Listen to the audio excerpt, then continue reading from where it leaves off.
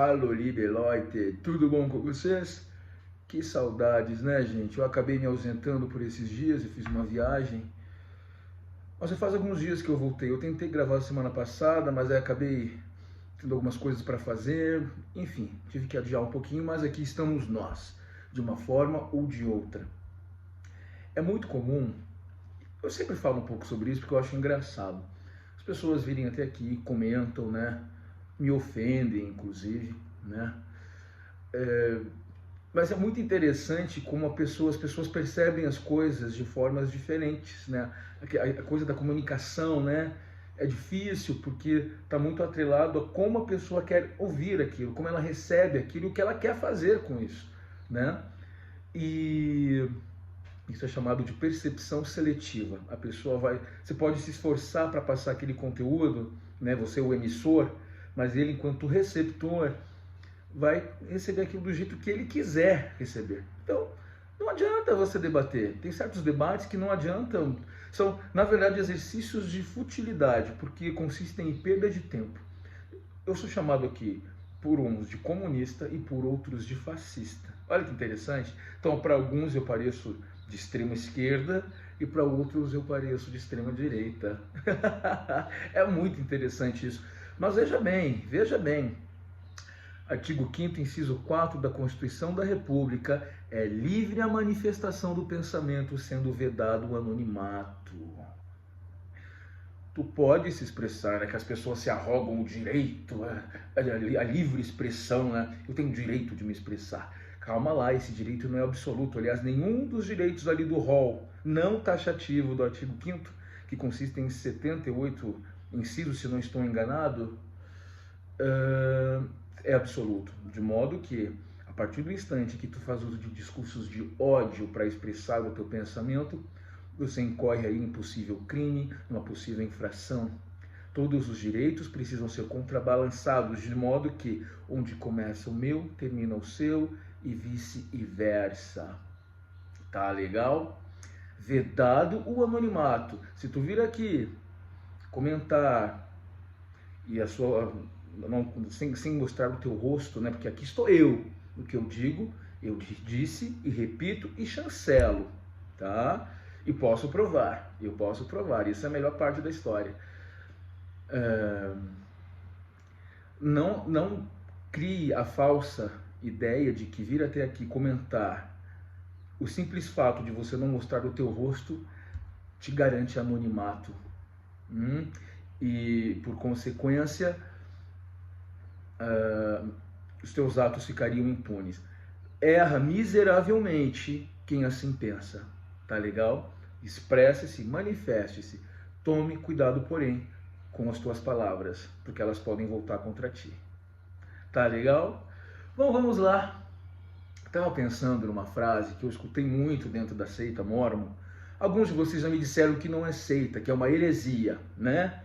Ah, mas eu me acostumei a chamar de seita, gosto tanto dessa palavra, eu acho que cai tão bem, porque eu já pesquisei, e realmente não é que encaixa os conceitos ali, né? E a salvação é individual. Muitos são chamados, mas poucos são os escolhidos. E agora, hein? Por exemplo, uma ocasião eu estava na organização Mormon, era aqueles dias semanais que a gente vai para jogar bola, para conversar, né? Porque a gente não tem nada para fazer, então a gente vai para a igreja mesmo, né? Porque vida de pobre, você sabe como é que é. Houve uma briga de 2 adolescentes, 2 guris, da mesma idade, portes físicos parecidos, uma briga.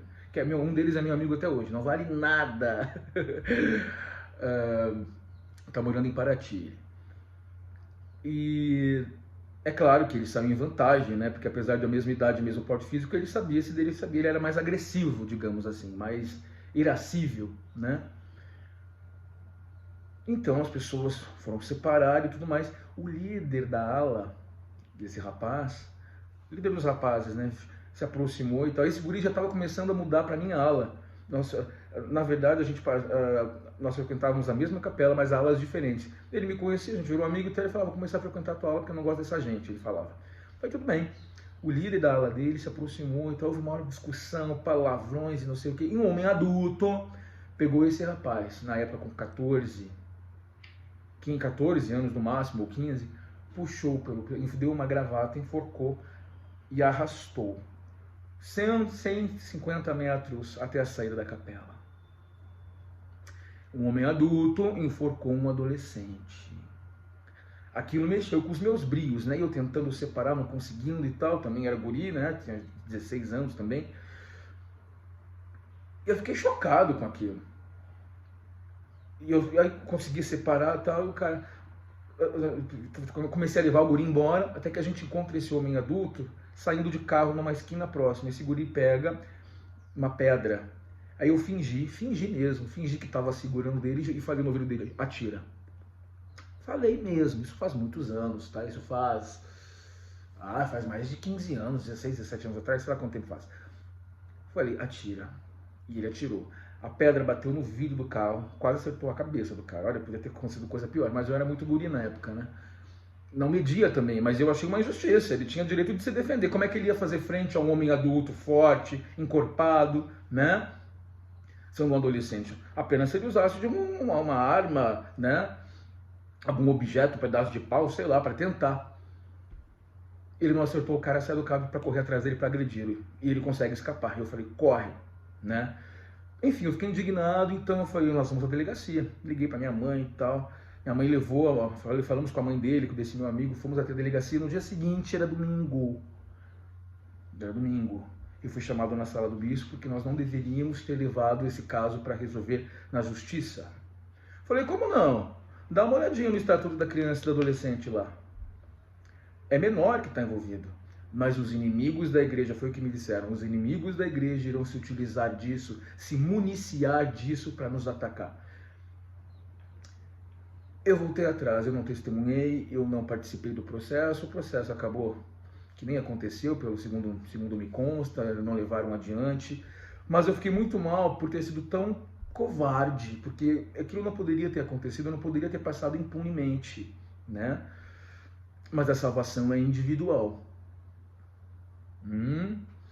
Você presencia um ato criminoso, se cala, porque aconteceu dentro dos portões sagrados da igreja Mormon, aquela que repudia o seu apelido tão famoso, né? A igreja de Jesus Cristo, dos santos, a igreja dos santos dos últimos dias. Um bispo desvia dinheiro do dízimo, coloca no nome da tua mãe, cheques, preenche cheques no nome da tua mãe.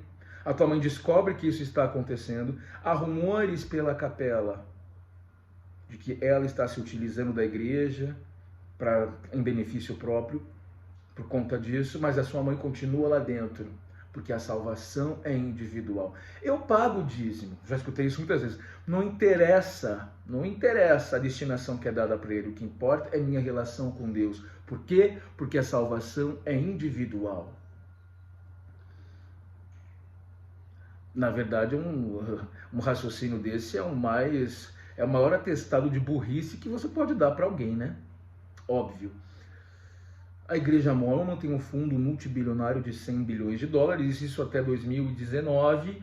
Já fizemos vídeos que em 2020 esse mesmo fundo lucrou 6 bilhões, então você pode acrescentar 6 bilhões a essa conta. Agora temos 2021, que deve ter lucrado mais ainda. Então nós temos pelo menos 106 bilhões de dólares desviados do dízimo. A salvação é individual, não interessa o que a igreja faz. O passado nefasto, obscuro da igreja Mormon, crimes, massacres, guerras, perseguições, exclusões, apagamento de pessoas, difamações, não importa. A salvação é individual. Poligamia, racismo, homofobia, misoginia, patriarcado, plágio. A salvação é individual. A Igreja Mormon, vocês sabem que ela divide o prêmio para aqueles que forem exaltados nessa corrida, né? Que eu fiz um vídeo sobre isso, a Maratona pela Salvação. Faz tempo que eu fiz esse vídeo, dá uma olhadinha lá. Em graus de glória.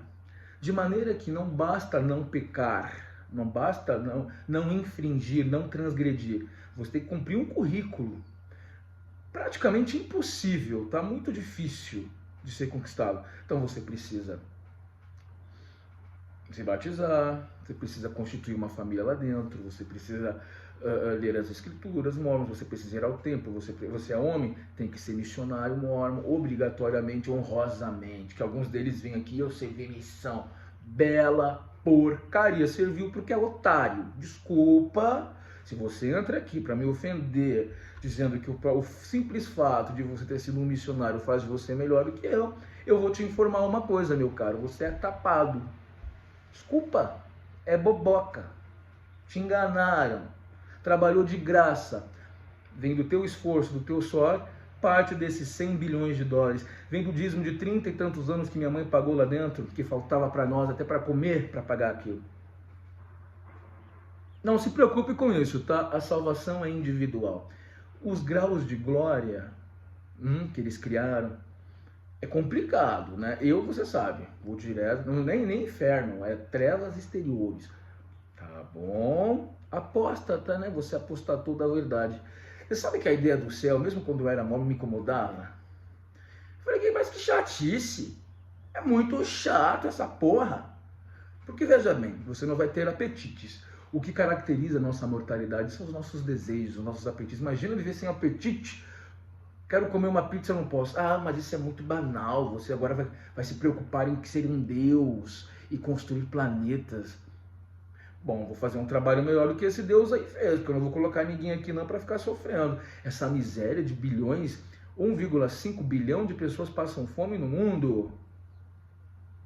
Animais sendo explorados, 30 milhões de animais abandonados. Animais domésticos, fora os que são maltratados aí nesses frigoríficos, essa crueldade terrível, né? Eu faria melhor que ele, pode ter certeza.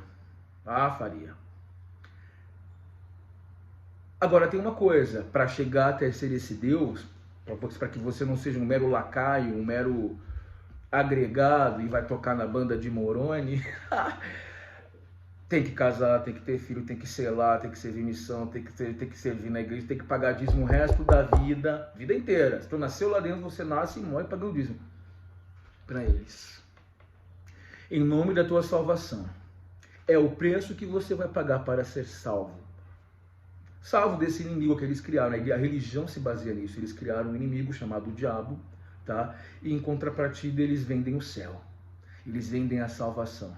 Os mormons vendem muito mais do que o céu, né? Porque o cristianismo tradicional diz, você vai viver com Deus, né? Deus é o Criador, é com Ele que você vai viver. Os mormons dizem não, você vai se tornar um Deus. É exatamente o que disse Lúcifer, correto? Que ele viria, morreria pelos pecados dos homens, mas ele queria a glória para si. Que coisa interessante. Os mormons, será que seguem a filosofia de Lúcifer? Ah, agora eu peguei pesado, hein? Ué, não é isso que eles ensinam, que eles vão evoluir para ser Deus? Se Lúcifer disse a mesma coisa, quando apresentou lá, vocês sabem a história da criação, né, do mito, né? Eu vou, mas eu quero a glória para mim.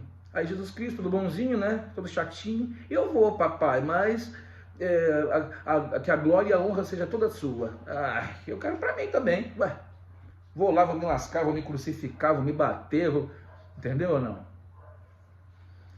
A salvação é individual, gente.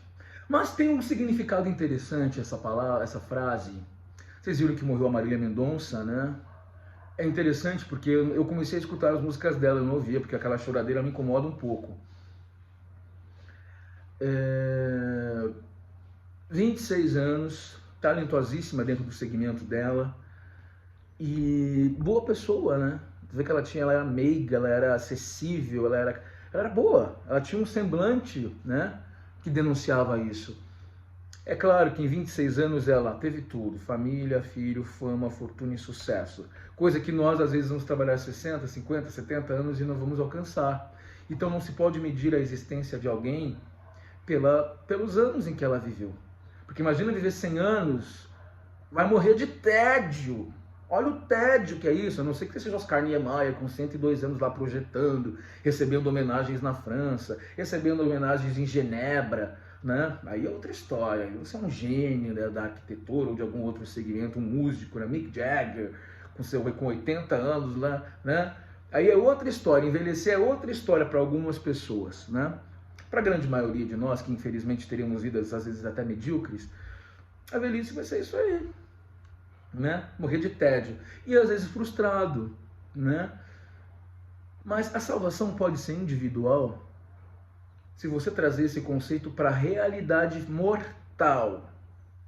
Você pode se salvar de uma vida medíocre se você correr atrás de alguma coisa para si, se você criar um projeto para si, por mais ambicioso e às vezes até mirabolante que seja, né?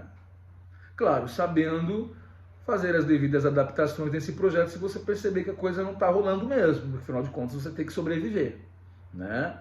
Porque às vezes você acredita que você é um astro do rock, mas na verdade você não leva jeito para isso, vai se frustrar, entendeu? Mas a gente também tem que se analisar, se avaliar para ver se a gente combina com aquilo que a gente está buscando, né? No meu caso, eu já vivi no mundo do impossível. Esse mundo do impossível me dizia assim, que eu não podia estudar, que eu não poderia viajar, que eu não poderia viver bem, que eu não poderia ter acesso a uma série de coisas, né? Mas isso foi uma ideia que foi introjetada em mim pela experiência de vida que eu vivia, pela cultura, pelos traumas, pelos complexos, né? Eu realmente acreditava que eu não era capaz. E a salvação pode ser individual aqui se você mudar as suas percepções de que você pode ter uma vida melhor para si. Tá vendo como o conceito não é de todo errado, né? A salvação ela é individual aqui, né? Você vê, por exemplo, essas pessoas geniais, né? Paulo Gustavo, né? Grande humorista, que aliás comentaram outro dia que ele vai para o inferno porque ele era casado com um cara. Que vai para o inferno vai ser você que está julgando os outros. E os teus filhos, como é que estão? Os filhos do Paulo Gustavo, desculpa te dizer, eles têm apartamento na Quinta Avenida em Nova York, sabe quanto custou? 20 milhões de reais. Apartamento no Leblon, que não deve custar tão menos do que isso. Tá bom? Vão ser muito bem educados, muito bem criados, terão todas as oportunidades, porque o Paulo Gustavo não teve uma vida medíocre. Ele se salvou, ele já está salvo. Não falo só pelo dinheiro, ele constituiu uma família para ele, uma vida para si. É você que tem que acreditar no seu projeto. Ninguém mais precisa acreditar, só você. É você que tem que se amar. O dia que eu entendi isso, embora eu ainda tenha meus complexos, né? Alguns deles já superados, felizmente, as coisas mudaram para mim. De que eu podia me salvar de uma existência tacanha, pequena, insignificante. Por mais que eu não vá ser como Paulo Gustavo, como a Marília Mendonça, como essas pessoas importantes, né? Afinal de contas, a gente não sabe o que pode acontecer no futuro, né? Por isso. E a roda da vida está girando também, né? A roda da vida está girando. Isso é fascinante. Isso é fascinante, né? Quem está lá em cima pode estar lá embaixo e vice-versa. Você não sabe. Esse mistério que eu acho fascinante da vida, sabe? Que me instiga a querer estar aqui para ver o que vai acontecer. Vai que acontece alguma coisa. No final das contas, né? A maioria dos nossos dias são medíocres. Não é todo dia que você recebe uma baita notícia legal, não é todo dia que você, sabe, conquista alguma coisa. A maioria dos dias são normais. A gente acorda, trabalha, sabe? Toma um café da manhã, almoça, acabou, vai dormir, o dia seguinte, a rotina, né? Mas eventualmente acontecem coisas interessantes, né? A ideia de a gente achar que os outros são melhores do que a gente, que os outros são mais inteligentes, mais dotados do que a gente, nos prejudica muito. Faz parte da vida a competitividade, compete a cada um salvar a si próprio, dê a sua cota a si, se priorize, se coloque em primeiro lugar, sempre. Há filósofos que defendem o egoísmo como instrumento de felicidade, mas ali é um egoísmo inteligente, é um egoísmo dentro de critérios, não é isso é só meu, você que se dá, não é só isso, mas é o egoísmo nesse sentido, de você se colocar em primeiro lugar, né? A salvação é individual sobre esse aspecto. Agora, dentro de uma organização que te vende o céu, que te vende a exaltação, que te vende não sei mais o que, tome muito cuidado. Pense bem, reflita, pesquise, questione. Porque, meu amigo, olha, sinceramente, os ignorantes, eles são felizes, né? A pessoa que começa a pesquisar, que começa a ler, essa pessoa perdeu a paz. Ela perde a paz. Ela chegou a um outro nível. Agora ela está vendo as coisas como elas são. Agora ela está julgando, ela está usando de critérios para tomar as decisões. Ela está fazendo balanço das coisas. Por isso que a fé cega que é pregada lá dentro é, na verdade, uma forma de manipulação. Você não vai questionar. Tenha fé, tenha obediência, obedeça, coloque a prova, e você fica lá. É muito difícil, porque estando no território deles, é difícil você conseguir enxergar o que está acontecendo. Agora, estando de fora, principalmente para nós que vivemos lá fora e vivemos aqui dentro, temos mais recursos para julgar, né? Aí a coisa fica diferente, né? É isso. Quem está pesquisando perdeu a paz, vai questionar sempre, né? E agora a pessoa vai atrás da liberdade dela. Saíram 3 designações da semana passada, né? Saiu do Lucas, de Presidente Prudente, saiu de algumas das pessoas que eu tô, da Eliane, né? Que saiu de quem mais? Do Carlos? Do Carlos também do interior de São Paulo, né? Tá? Tem mais algumas para saírem aí. Tô voltando agora, eu vou começar a pressionar o pessoal. A gente deu entrada também em outras designações, tá? E vamos atrás, gente. Vamos continuar aí com o nosso projeto, tá bom? Bom feriadão para vocês. E agora eu vou sentar aqui, vou trabalhar um pouquinho. Quem sabe eu sair para tomar uma cervejinha mais tarde, né? Beijo, meus queridos. Voltaremos em breve. Um abraço. Tchau.